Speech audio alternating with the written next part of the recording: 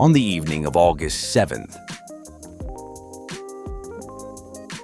2020, Air India Express Flight 1544 was returning from Dubai to Kozhikode, carrying Indians home during the pandemic. As it approached the tabletop runway, heavy rain and poor visibility turned the landing into a nightmare. The aircraft skidded off the wet runway, breaking apart and tumbling into a gorge. Tragically, 21 lives were lost, including both pilots. Yet, in the chaos, over 160 passengers survived thanks to the extraordinary bravery of the cabin crew.